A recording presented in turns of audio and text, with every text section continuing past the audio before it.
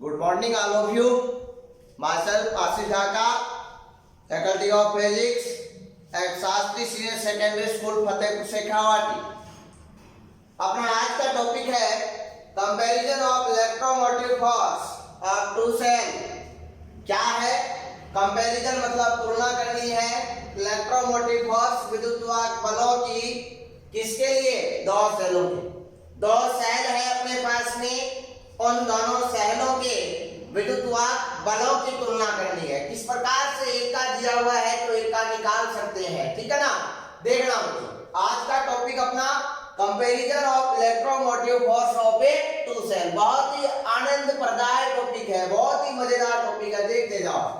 सबसे पहले अपना ये है क्या, वैसे मेन चीज ये क्या चल रही है, एप्लीकेशन है, किसका है? विभव मापी का है, ठीक है ना। तो किसकी सहायता से करने वाले हैं? विभव मापी की सहायता से ही तुलना करने वाले हैं, ठीक है ना। तो सबसे पहले विभव मापी लेते हैं। ये ली अपन ने विभव मापी एबी, ठीक है ना। विभव मापी एबी आई बात समझ में। अब देखो विभव मापी एबी लेते हैं। आपको पता है विभव मापी एबी के बाद में अपन इसके सिद्धांत में अपन ने पढ़ा था, ये विक्षेप शून्य विक्षेप के सिद्धांत पे काम करती है। तो अपन इसका प्राथमिक परिपथ तैयार करते हैं, जैसे करते आए हैं उसी प्रकार से अपन क्या करते हैं, एक प्राइमरी सेल लेते हैं। ये अपन ने एक प्राइमरी सेल लिया, इसका धनागर बिंदु ए से जोड़ दिया। इसका विद्युतवाहक बल Ep है। इसके बाद में एक कुंजी जोड़ी K, और उसके बाद में एक धारा नियंत्रक है RH, और इसको जोड़ दिया गया है विभव मापी के दूसरे सिरे B से। ये प्राथमिक परिपथ तैयार हुआ, जैसा अब तक करते आए थे। इसमें कोई खास समझाने की जरूरत आपको है नहीं, इधर से करंट आएगी। अब देखना भाई, अपना टॉपिक है दो सेल है, दो सेल है, उनके विद्युतवाहक बलों की तुलना। तो दो सेल कहां जुड़ेंगे? इसी ए पे जुड़ेंगे। मैं क्या करता हूं, एक द्विमार्गी कुंजी लेता हूं। क्या लेता हूं? एक द्विमार्गी कुंजी लेता हूं। ये कोई एक द्विमार्गी कुंजी है जिसका ये सिरा है 1 नंबर का, ये है 2 नंबर का, और ये है 3 नंबर का। तो डॉट, पहली डॉट या अपन पैच कह सकते हैं, वैसे डॉट रूपित रहेगा। इसके मध्य और ए के मध्य एक सेल लगा रहता है। आपको पता है सेल का पॉजिटिव टर्मिनल कौन से सिरे से जुड़ेगा? ए से जुड़ेगा। इसको अपन ने जोड़ दिया इससे। इसका विद्युतवाहक बल है E1। यहां लिख लो, इसका विद्युतवाहक बल कितना है? E1, ठीक है ना। अब क्या करेंगे, यहां से डॉट तीसरी और इसके मध्य, ए के मध्य एक अन्य सेल जुड़ा रहता है E2। आपको पता है ये पॉजिटिव है, ये नेगेटिव, ये पॉजिटिव, ये नेगेटिव, तो करंट जाने वाली है वो डायरेक्शन यही होगी। अब क्या होता है, जो डॉट 2 है इससे अपन क्या करते हैं, गैल्वेनोमीटर धारा मापी ऐड करते हैं, और धारा मापी से जो की ऐड होती है, और आप जैसा जानते हो उसी अकॉर्डिंग उसको कहां रगड़ा जाता है? विभव मापी के तार एबी के ऊपर रगड़ा जाता है, ठीक है ना। ये तीन मान लो, 3 की 1, 2 और 3। आप जब प्रैक्टिकल करोगे ना तो आपको एक कुंजी मिलेगी, द्विमार्गी कुंजी आपको मिलेगी। उसमें क्या होगा कि एक लकड़ी का तख्ता होगा, उस लकड़ी के तख्ते के ऊपर, जैसे ये लकड़ी का तख्ता है और ये तांबे की किल्ले लगी हुई है, ये दो 3 किले हो गई, ये पहली हो गई, ये दूसरी हो गई, ये तीसरी हो गई। इनके बीच में देखो 2 रिक्त स्थान है, तो डॉट लगाई जाएगी। यहां लगा देंगे कुंजी को, मतलब डॉट लगा देंगे तो ये सर्किट काम करने लग जाएगा, यहां करंट प्रवाहित होने लग जाएगी। और इसके मध्य लगा देंगे तो क्या होगा भाई, इसके मध्य जैसे ही लग जाएगी तो ये यहां पर काम करना शुरू कर देगा। ये चीज है, ध्यान देना बच्चों इस चीज का। अब देखो नेक्स्ट, अभी तक अपना इसकी संरचना हुई है, बनावट हो गई अपनी, ठीक है ना। वैसे बनावट आप इसकी लिखना चाहो तो क्या करोगे, प्राथमिक परिपथ की बनावट आपने पहले लिख रखी है, उसी क्रम में आप प्राथमिक परिपथ संयोजित करते हैं अधिक चीज। फिर क्या लिखोगे, आपको दो सेलों के विद्युतवाहक बलों की तुलना करनी है तो अपन क्या करेंगे, दो सेल लेंगे जिसका विद्युतवाहक बल E1 और E2 है, और E1 सेल को अपन कुंजी जो अपने द्विमार्गी कुंजी लगी हुई है उसके टर्मिनल 1 और विभवमापी के सिरे A के मध्य जोड़ देते हैं, और दूसरा जो E2 सेल है उसको अपन द्विमार्गी कुंजी के टर्मिनल 3 और विभवमापी के A से A के मध्य जोड़ देते हैं, और द्विमार्गी कुंजी के टर्मिनल 2 से धारामापी को जोड़ते हैं, उससे जोकी को जोड़ के तार पे रगड़ी जाती है। ठीक है ना बच्चों, कोई दिक्कत नहीं होनी चाहिए। अब आते हैं वर्किंग प्रोसेस में, क्या पढ़ने वाले हैं, वर्किंग प्रोसेस। ये काम कैसे करता है देखना भाई। सर्वप्रथम अपन करते क्या है, डॉट लगाते हैं। सबसे पहले डॉट लगाने से पहले अपन ने, आपको पता है कि यहाँ डॉट लगाएंगे उससे पहले इसमें डॉट लगाई जाती है। मतलब कुंजी के को अपन क्या करते हैं, बंद करते हैं। कुंजी के को बंद करके अपन क्या नोट करेंगे भाई, कुंजी के जो है इसको अपन बंद करने के पश्चात में नोट क्या चीज करेंगे, जोकी को यहाँ रखेंगे, यहाँ रखेंगे, कोई प्रभाव नहीं पड़ने वाला है। देखना बच्चों मैं क्या बता रहा हूं, ध्यान से समझना। यहां पर ये जो जोकी लगी हुई है, यहां पर इसको ऑन किया, फिर भी यहां रख दो चाहे यहां रख दो, आप विपरीत विक्षेप फाइंड करना चाहोगे आपको नहीं मिलेगा। क्यों नहीं मिलेगा, क्योंकि ये सर्किट से कहीं भी देख लो संयोजित नहीं है। यहाँ रिक्त स्थान पड़ा, यहाँ रिक्त स्थान पड़ा, यहाँ अगर डॉट लगती तो कुछ बात बनती। तो ये यहाँ पर चेक तो करना है, लेकिन इस स्थिति में आपको चेक नहीं करना है कि यहाँ पर आपने जैसे ही कुंजी को बंद कर दिया और विक्षेप मापने लग जाएंगे, नहीं होगा कुछ भी, क्योंकि यहाँ सर्किट पूरा नहीं हुआ है, डॉट नहीं लगी है। ठीक है ना, तो क्या किया जाता है, इनिशियली अपन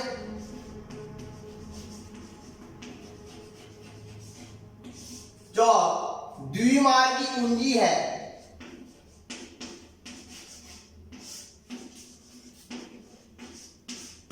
कुंजी के टर्मिनल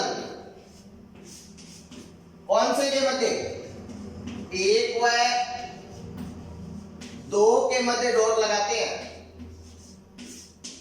ध्यान से समझना भाई, डॉट लगाते हैं टर्मिनल 1 व 2 के मध्य। ये रहा टर्मिनल 1, ये रहा टर्मिनल 2, इनके मध्य डॉट लगा दी, मतलब यहां।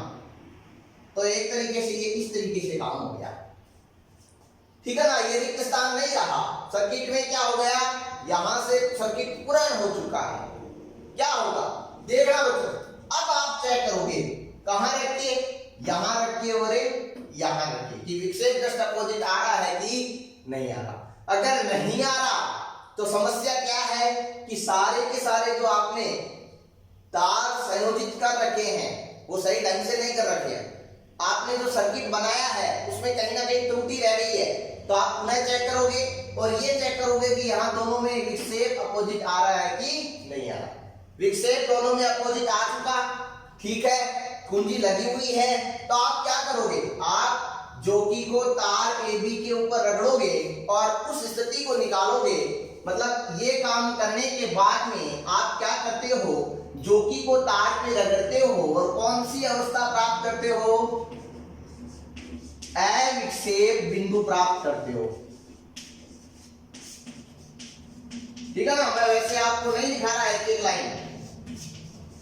अपना पहला काम क्या हुआ, यहां डॉट लगाई, फिर आपको ये पता ही है इसके ऊपर क्या किया जाता है, रगड़ा जाता है, और कौन सी अवस्था, अविक्षेप बिंदु प्राप्त किया जाता है। माना कि यहाँ पे अविक्षेप बिंदु प्राप्त हो गया, तो इससे इसकी लंबाई नोट करेंगे और यहाँ पर इसकी लंबाई मान ली L1 है। कितनी है भाई, संतुलित लंबाई अपने पास में कितनी आई, यहां पर अपने पास में संतुलित लंबाई आई कितनी, L1 आई ना बात समझ में। अब देखना भैया, अब संतुलित लंबाई L1 आ गई, तो यहां कौन सा सेल काम कर रहा है, पहला या दूसरा, पहला। E1 विद्युतवाहक बल का सेल काम कर रहा है, तो विभव पतन होगा वो किसके कारण होगा या किसका होगा? इसी का होगा। कितनी लंबाई पे? L1 लंबाई पे। तो प्रवणता की परिभाषा से अपन यहां से क्या कहेंगे? x बराबर E1 बटा L1 कहेंगे। क्या कहेंगे? x बराबर E1 बटा L1 कहने वाले हैं। किसकी परिभाषा से कहने वाले हैं? प्रवणता की परिभाषा से कहने वाले हैं। तो यहां से E1 का मान कितना आएगा? x into L1, समीकरण नंबर 1। बच्चों बोलो यहाँ पे कोई दिक्कत है क्या? भाई कहीं कोई दिक्कत होगी तो आप बताना मेरे को कमेंट करके, मैं आपकी सोल्व करूंगा। समस्या नहीं रहने देंगे हम किसी प्रकार की। अब देखो आगे, अब इसके बाद में अपन क्या करते हैं? यहां से डॉट को हटा देते हैं। टर्मिनल 1 व 2 के मध्य जो डॉट लगी हुई थी उसको हटा देते हैं और यहां डॉट लगा देते हैं, तो सर्किट पूरा होगा इस तरीके से। मतलब सेल कौन सा काम करेगा? E2, ठीक है ना। सेकंड स्टेज है ये अपनी। सेकंड स्टेज में अपन क्या करते हैं? डॉट को कहां लगाते हैं? 2 व 3 के मध्य लगाते हैं। समझ जाना आप लोग, ठीक है ना। द्विमार्गी कुंजी के टर्मिनल 1 व 2 के मध्य से डॉट को हटाकर कुंजी के टर्मिनल 2 व 3 के मध्य में डॉट लगाई जाती है और वही काम किया जाता है। देखेंगे दोनों बिंदुओं पे रख के विक्षेप अपोजिट आ रहा है कि नहीं आ रहा। अगर विक्षेप अपोजिट आ गया तो आप जोकी को तार AB के ऊपर रगड़ोगे और वही निकालोगे कौन सी स्थिति? अविक्षेप की स्थिति। और अविक्षेप की स्थिति जहां पर आ गई, फिर तार AB से तार विभव मापी के सिरे A से जो अविक्षेप बिंदु आया उसकी आप क्या निकाल लोगे? लंबाई निकाल लोगे। वो लंबाई क्या कहलाई? संतुलित लंबाई। माना यहां पर संतुलित लंबाई आई L2, ठीक है ना। तो अब सेल काम कौन सा कर रहा? दूसरा। तो जो विभव पतन होगा वो किसका होगा? इसी का। कितने लंबाई पे होगा? L2 पे। तो प्रवणता की परिभाषा से क्या कहेंगे? x बराबर E2 बटा L2। तो E2 बराबर x into L2, समीकरण नंबर 2। अब बताओ बच्चों, ये वर्किंग प्रोसेस समझ में आई या नहीं आई? कुछ नहीं है। मैंने क्या बताया मैं फिर से रिवाइज करवा रहा हूं, देखना। सबसे पहले सर्किट अपना तैयार है, अपन टर्मिनल 1 और 2 के मध्य डॉट लगा देते हैं तो ये सेल काम करेगा। संतुलित लंबाई अपन ज्ञात कर लेंगे, वो आई L1। विभव प्रवणता की परिभाषा से x बराबर E1 बटा L1, क्योंकि यही सेल काम कर रहा है, ये नहीं कर रहा है, तो x बराबर क्या आ गया? E1 बटा L1। सेकेंड स्टेज में यहां से डॉट को हटाते हैं और 2 और 3 के मध्य डॉट को लगाते हैं, ये सेल काम करेगा प्रवणता की परिभाषा से। संतुलित लंबाई अपने पास में आई L2, तो प्रवणता की परिभाषा से x बराबर E2 बटा L2, तो E2 बराबर x into L2। तो ये दो समीकरण आ गई, समीकरण 1 व 2। नेक्स्ट देखना, इसके बाद में क्या होता है? समीकरण 1 और 2 को विभाजित करने पे divided equation has tend second. समीकरण 1 और 2 को विभाजित करने पे क्या आ जाएगा भाई? देखते जाओ। E1 बराबर XL1 बटा E2 बराबर XL2, तो आया E1 बटा E2 बराबर L1 बटा L2। ये थी इसकी वर्किंग प्रोसेस जो अपन ने सॉल्व की, पूरी यहाँ पे पढ़ी है ढंग से, और यहाँ पे फाइनल फार्मूला निकल के आया E1 बटा E2 बराबर L1 बटा L2। E1 क्या है? प्रथम सेल का विद्युतवाहक बल। E2 क्या है? द्वितीय सेल का विद्युतवाहक बल। L1 क्या है? प्रथम सेल की संतुलित लंबाई। E2 क्या है? L2 क्या है? द्वितीय सेल की संतुलित। एक बात और बता दूं बच्चों आपको, प्रयोगशाला में जो प्रैक्टिकल इसका किया जाता है अपने अधिकांशतः प्रयोगशाला में, ये जो दोनों सेल है ना E1 और E2, इनको डैनियल सेल और लेग्रांज सेल ही लिया जाता है। कौन से सेल लिया जाता है? डैनियल सेल और लेग्रांज सेल ही लिया जाता है। यदि इनमें से एक सेल कोई मानक हो, मानक का मतलब आप जानते हो जिसका विद्युत्वागमन पहले से ज्ञात हो, अपन को ज्ञात हो, तो क्या कर सकते हैं, एक का ज्ञात हो तो दूसरे का ज्ञात कर सकते हैं। मानना कि E1 ज्ञात था, E1 क्या था, ज्ञात था, तो सबसे पहले तो इसको उल्टा लिखेंगे, E2 बटा E1 बराबर L2 बटा E1 ज्ञात था, तो यहां से E2 अपन निकाल सकते हैं, क्योंकि L2 और L1 तो अपन ने ज्ञात कर ही लिया, तो इससे अपन क्या निकाल सकते हैं, E1 निकाल सकते हैं। पहले का मतलब यह है कि अगर इन दोनों में से एक का विद्युत्वागमन ज्ञात है तो दूसरे का हम निकाल सकते हैं, क्योंकि ये तो अपन ने प्रैक्टिकल करके अभी देखा ही है कि L1 और L2 अपन ज्ञात कर सकते हैं। आई बच्चों बात समझ में। अब देखना, आप कहोगे कि L1 और L2 का मान इन सेलों के लिए एक ही होता है क्या? क्वेश्चन दिमाग में आना चाहिए कि L1 और L2 का मान इन जेलों के लिए फिक्स ही होता है क्या, कि L1 एक बार इसकी जैसे 850 मीटर आ गई, सॉरी 850 सेंटीमीटर आ गई, तो फिर वो 850 सेंटीमीटर ही आएगी, फिक्स होता है क्या? नहीं होता। किस पे डिपेंड करेगा, आरएच पे, धारा नियंत्रक पे डिपेंड करेगा कि आप सर्किट का रेजिस्टेंस कितना रखते हो। धारा नियंत्रक से आप आगे पीछे रेजिस्टेंस को कम या अधिक करके आप संतुलित लंबाई L1 और L2 को क्या कर सकते हो, परिवर्तित कर सकते हो। इस प्रकार से प्रयोगशाला में L1 और L2 के बहुत सारे परीक्षण लिए जाते हैं और उनसे E1 अपॉन में E2 निकाला जाता है और उनका माध्य निकाला जाता है और फिर कह दिया जाता है कि यहाँ दोनों सेलों का लगभग जो विद्युत्वागमनों का अनुपात है वो इतना आएगा। अप्रोक्सीमेटली आप कोई भी सर्किट ले लो, प्रैक्टिकल जब करेंगे तो इनका यहाँ पर इस सिचुएशन में लगभग जैसे डैनियल और लेक्लान से लेके किया जाता है तो 1 पॉइंट समथिंग यहाँ पे इन दोनों का अनुपात निकल के, ठीक है बच्चों। ये था अपना टॉपिक, दो सेलों के विद्युत्वागमनों की तुलना। बिल्कुल सिंपल सा टॉपिक था, कहीं कोई दिक्कत नहीं होनी चाहिए। अब अपन देखेंगे इसके ऊपर एक न्यूमेरिकल क्वेश्चन, तो लिखिए बच्चों क्वेश्चन, बुक का ही क्वेश्चन है अपना, क्वेश्चन नोट करो आप पहले, फिर हम देखते हैं, साथ साथ लिख लेंगे क्या चीजें हैं। लिखो भाई, विभव मापी के एक प्रयोग में, विभव मापी के एक प्रयोग में एक सेल का, विभव मापी के एक प्रयोग में एक सेल का विद्युत्वागमन, एक सेल का विद्युत्वागमन 1.25 वोल्ट है, जिसकी संतुलित लंबाई 4.25 मीटर है।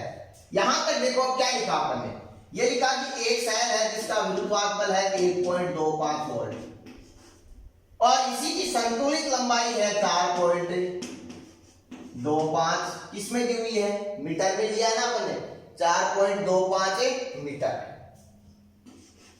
यहां तक बात समझ में आई ना। अब देखो नेक्स्ट क्या मिल रहा है, तथा, आगे लिखो प्रश्न में, तथा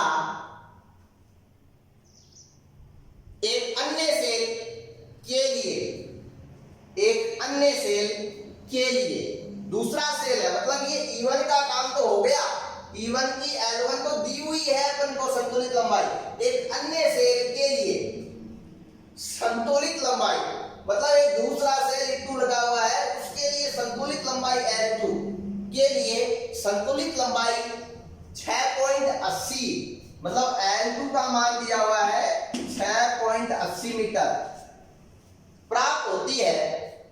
इसके लिए संतुलित लंबाई इतनी प्राप्त होती है तब इस सेल का विद्युत्वागमन ज्ञात कीजिए, इस सेल का विद्युत्वागमन ज्ञात कीजिए। लिख लिया क्वेश्चन, तो देखो क्या ज्ञात करना, E2 ज्ञात करना। कैसे कर पाएंगे, देखो आपको पता, मैंने कहा ना एक दिया हुआ है तो दूसरा अपन निकाल सकते हैं, आएगी नहीं आई वो की वो चीज, तो कैसे कर पाएंगे देखना भाई। दो सेलों के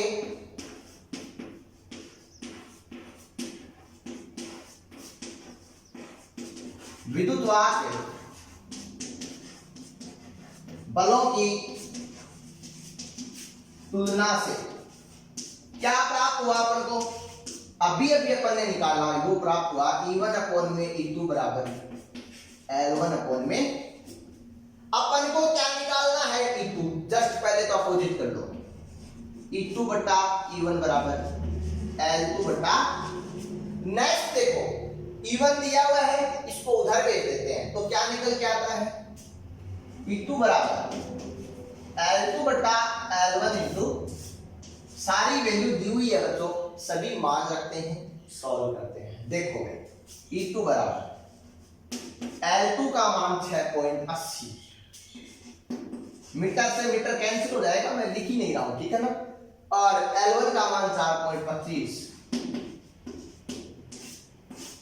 E1 का मान 1.25 और मात्रा क्या है वोल्ट। तो पहले तो देखो पॉइंट से पॉइंट कट रहा है, उसको काटो, फिर देखो 125 का कहीं बाहर जा रहा है क्या, 425 में मेरे हिसाब से जा रहा है, क्योंकि 125 दो बार 2 से गुणा करेंगे तो कितना आएगा, पॉइंट को भूलो आप एक बार, ना पॉइंट को तो ऐसा कर लो, इस पॉइंट को हटा के नीचे 2 जीरो लगा दिया। अब देखो 125 का, 125 को 2 से गुणा किया तो कितना आया 250, 3 से गुणा किया तो कितना आया, देखो भाई 3 से गुणा किया, 4 से करके देख लो कितना आता है, 400 तो सीधे हो गए, ज्यादा गया ना, नहीं हो पाएगा, तो नहीं होता तो कोई दिक्कत नहीं है, ना होने दो, इस 0 से 0 को काट दो, इसमें 5 का तो दायरा है, इसमें 5 का दायरा है कितनी बार 25 बार, इसमें 5 का कितनी बार जा रहा है, देखो इसमें 8 बार गया, फिर 2 बचा, 5 उतारा तो 5 में कितनी बार 85 बार, फिर से जा रहा है 5 का, मतलब सोल्व करना है अपन को, ये 5 बार चला गया, इधर इसमें कितनी बार गया 1 बार गया, बच्चे कितने 3, 35 में कितनी बार गया 17 बार, अब इससे कैंसिल हो रहा है, ये लो 2 बार गया, अब 2 का भाग इसमें दे दो 3 4, तो कितने आ गए देख लो भाई, E2 बराबर आ गया, ऊपर तो बचा 34, नीचे बचा 17,